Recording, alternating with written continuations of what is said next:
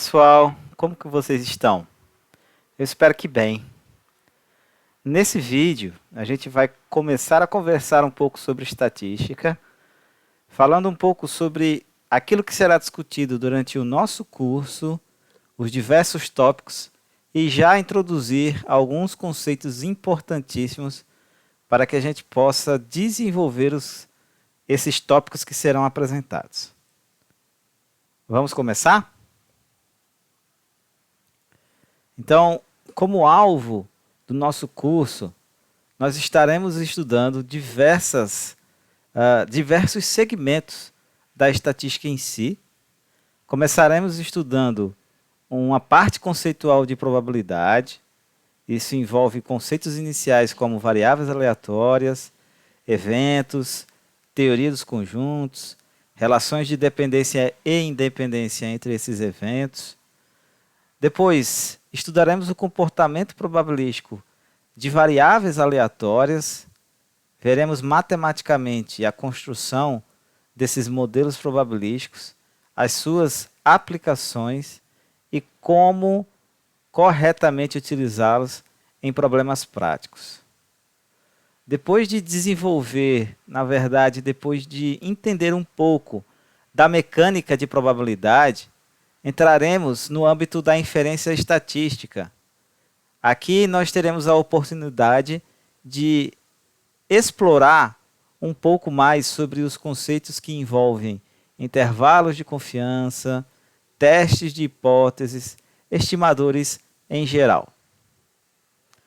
Ainda teremos a oportunidade de realizar um estudo sobre análise de regressão, ou seja, um dos ramos da estatística que nos permite modelar a relação entre duas ou mais variáveis, sendo uma dessas variáveis dependente das demais. E por fim, ainda teremos a oportunidade de aprender e avaliar diversas aplicações na teoria da confiabilidade que possuem uma conexão direta com a teoria da probabilidade.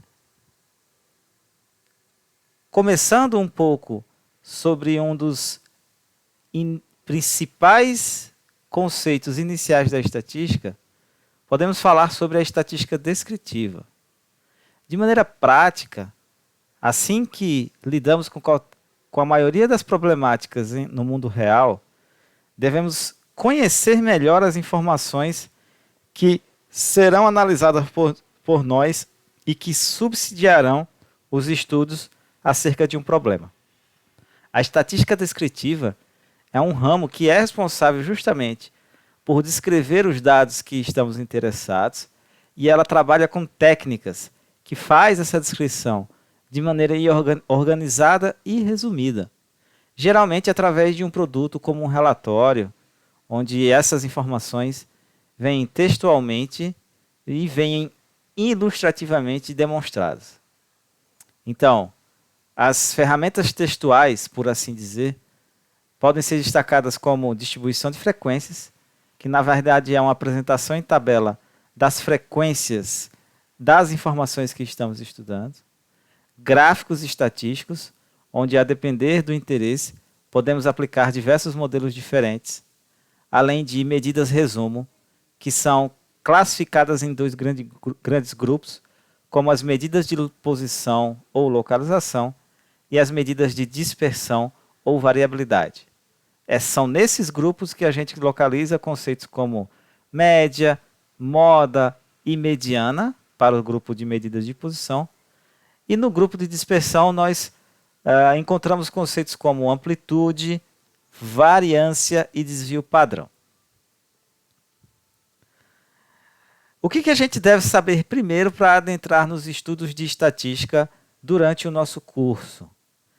A primeira informação que a gente precisa ter clara em nossa mente é sobre um conceito essencial para diferenciarmos as inúmeras características que podemos ter e tratar dentro de uma base de dados acerca das informações de uma problemática.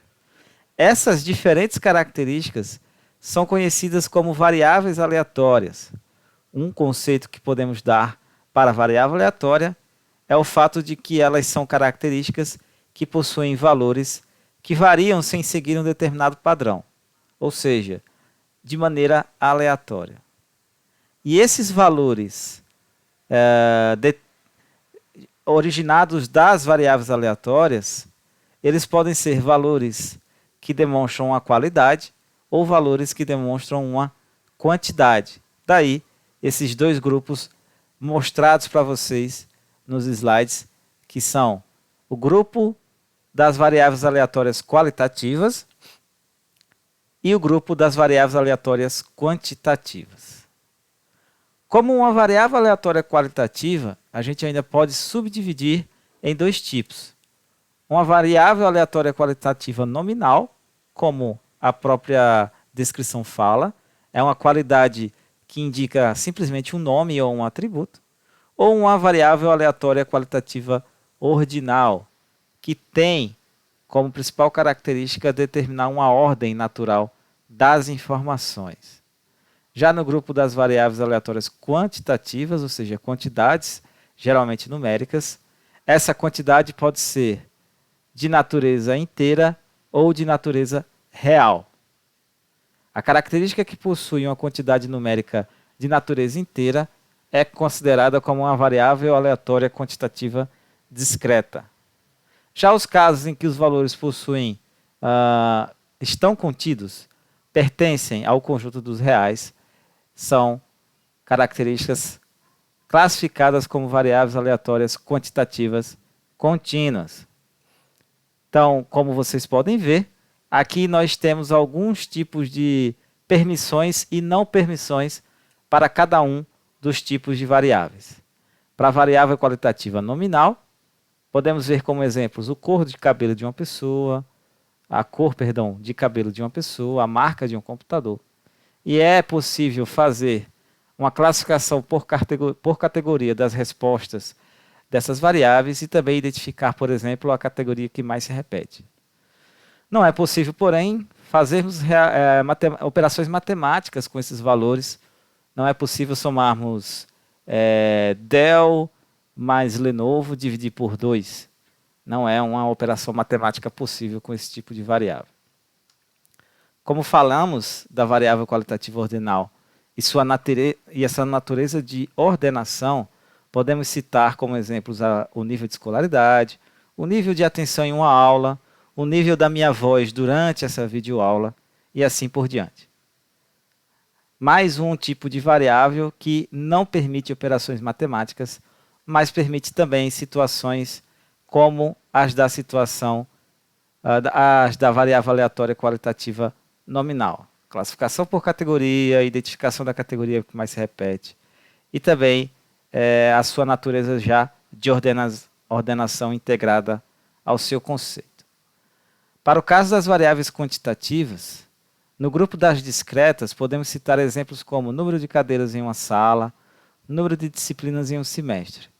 É comum pensarmos nessas variáveis aquelas que possuem valores que não podem ser, entre aspas, quebrados. Ou seja, não é algo natural você pensar em 32,3 cadeiras. Geralmente você tem 32 ou 33 cadeiras. E não vale contar cadeira quebrada, tá, pessoal? Não existe esse conceito de 32,5 cadeiras, porque ela está meio quebrada. O número de disciplinas no semestre pode ser encarado do mesmo jeito, bem como outros exemplos que possuam essa característica de número inteiro que não pode, entre aspas, ser quebrado. Para esse tipo de variável, apesar de estar escrito aqui em nosso slide a palavra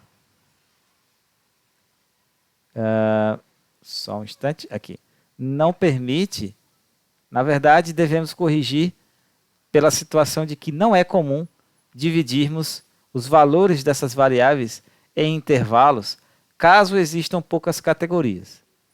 Um exemplo para ilustrar essa descrição é caso você tenha um grupo de pessoas e nesse grupo você tenha perguntado quantos carros essas pessoas têm. É comum, na verdade natural, essas pessoas terem uma quantidade de carros girando nesse intervalo.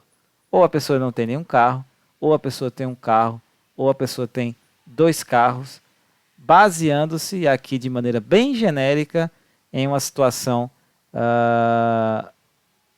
hipotética de um grupo sendo estudado para esse fim. Então, nessa situação, não faz sentido você construir intervalos, como, por exemplo, pessoas que têm de 0 a 1 carro, pessoas que têm de 1 a 2 carros. Não é comum você fazer esse tipo de divisão, pois não existem valores para essas situações entre 0 e 1. Não existe ninguém que tem 0,5 carros. Não existe ninguém que tem 1,5 carros. Então, é pouco comum você realizar esse tipo de divisão em intervalos, caso as respostas se encaixem em poucas categorias. Passando agora para as variáveis quantitativas contínuas, nós podemos notar que são os casos em que os valores são expressos pelo conjunto dos reais, ou seja, expressos por números decimais ou fracionários. É o caso do nosso peso, da nossa altura, do tempo de operação de um sistema e entre outros exemplos que possam ser pensados.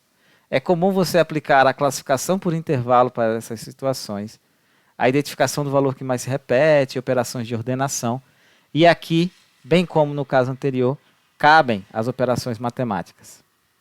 Enquanto que no caso anterior não é tão comum você ter uma classificação por intervalo, aqui já não é tão comum você ter uma classificação por valor.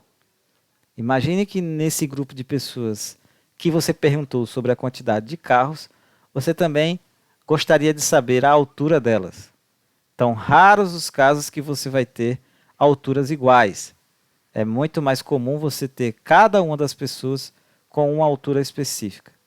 Então, não faz sentido você trabalhar com cada um desses valores separados e, nesse caso, uma construção por intervalos ganha mais força para analisar as informações de um tipo de variável como essa.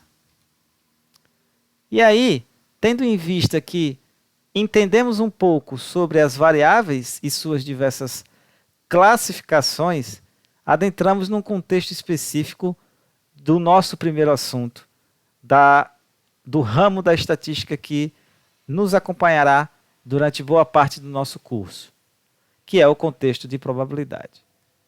Começamos com a indagação sobre por que estudar probabilidade.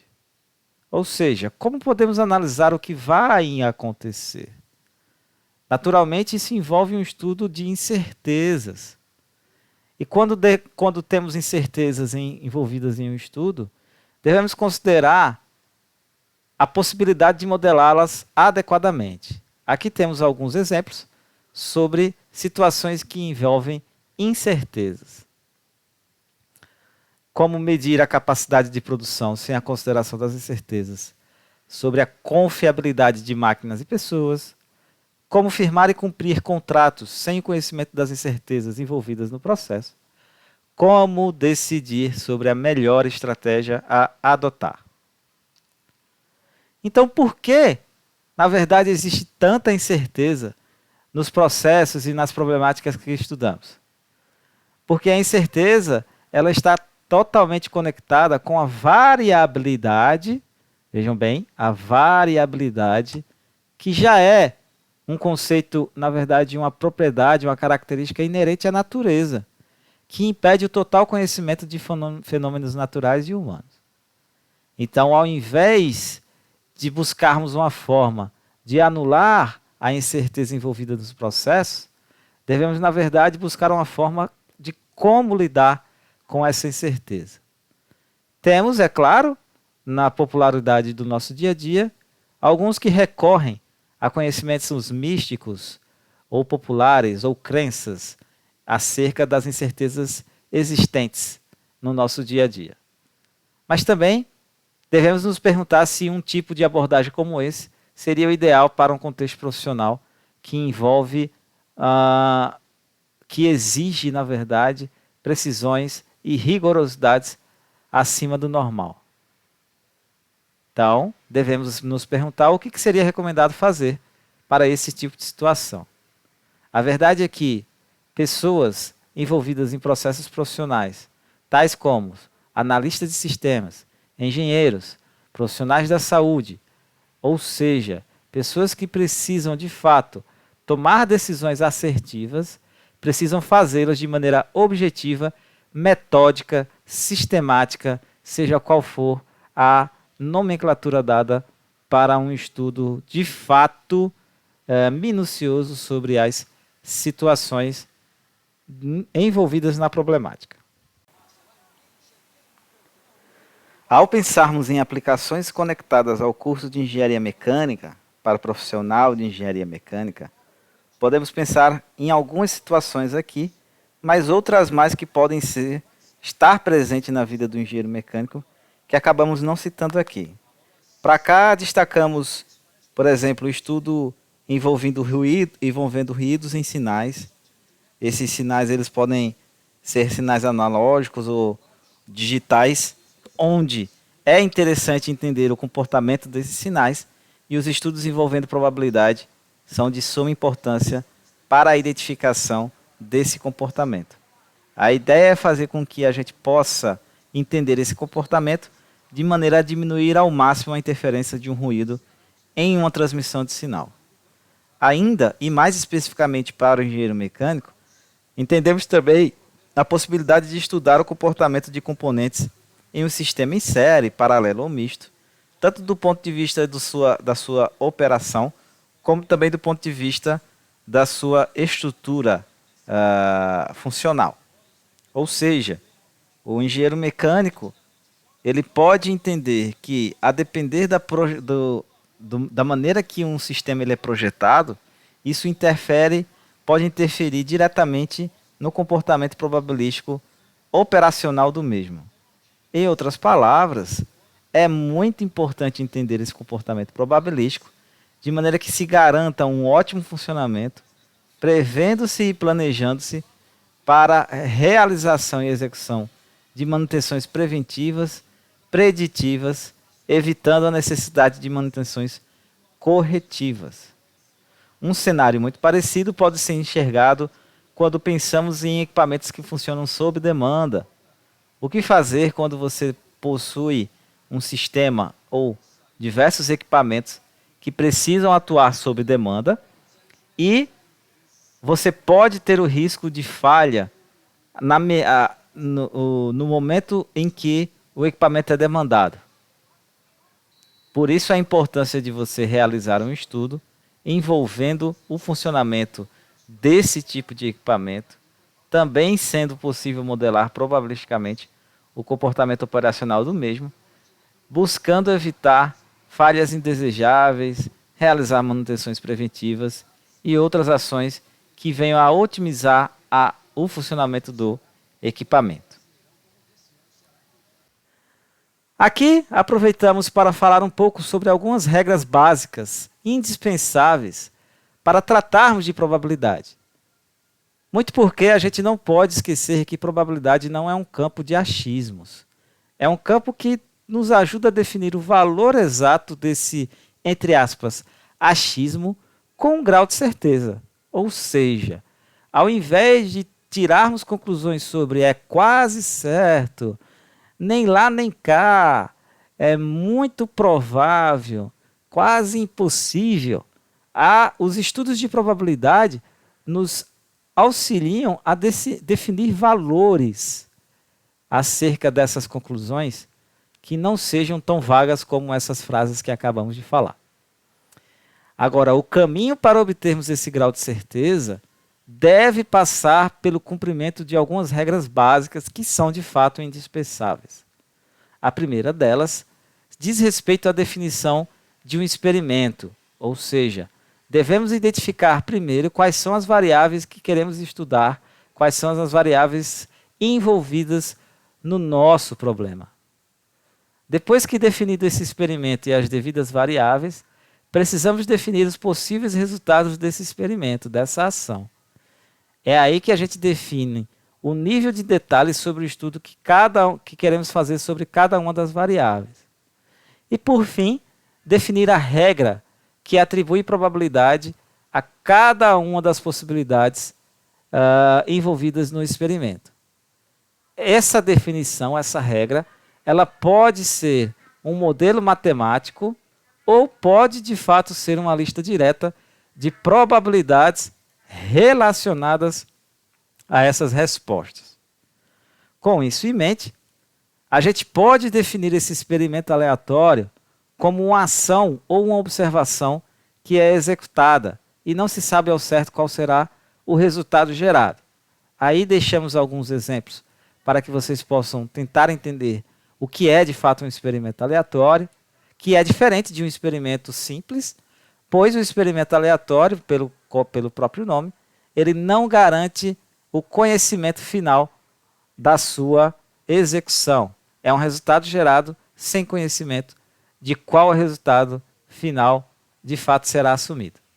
Mas o que sabemos é que todo experimento gera um conjunto de resultados possíveis. E esse conjunto de resultados possíveis é justamente o nosso espaço amostral. Ou seja, de maneira bem simplória, além dos exemplos já definidos aí para vocês no slide, podemos pensar no lançamento de uma moeda, onde essa moeda pode gerar os resultados de cara ou coroa. Então, o conjunto de possíveis resultados, ou seja, o espaço amostral, no lançamento de uma moeda, ou seja, no experimento de se lançar uma moeda, se dá através dos valores cara ou coroa. E por fim, a probabilidade, que é a regra associada a cada um dos valores, pode ser definida como uma função matemática que associa a cada particular evento, esse evento a gente vai chamar de E, relacionado ao espaço amostral, um número real, tal que essa probabilidade sempre será um número entre 0 e 1, ou seja, no mínimo 0, no máximo 1. E também temos que ter em mente que a probabilidade do todo, de fato, tem que ser igual a 1. Aqui eu abro um parêntese para que entendamos que probabilidade, como agora definido, é simplesmente um número entre 0 e 1. E geralmente, quando encaramos probabilidades no dia a dia, somos levados a pensar que probabilidade é um percentual. O fato é que o percentual, na verdade, é um número derivado da probabilidade. Quando falamos, por exemplo, que a chance de chuva hoje é de 70%, estamos falando que a probabilidade de se chover hoje é de 0,7. Ou seja, o percentual é o valor de probabilidade multiplicado por 100. 0,7 vezes 100, teremos 70%. Bom, apresentado esses conceitos iniciais e essas regras básicas que são indispensáveis para os estudos de probabilidade, gostaria de deixar aqui duas perguntas. O que essas regras nos dizem? E segundo, o que seria esse evento que a probabilidade nos traz como uma peça-chave dos estudos de probabilidade? Deixaremos para analisar melhor cada um desses conceitos em nosso próximo vídeo. Espero que vocês gostem e nos veremos logo, em breve. Um grande abraço e até a próxima.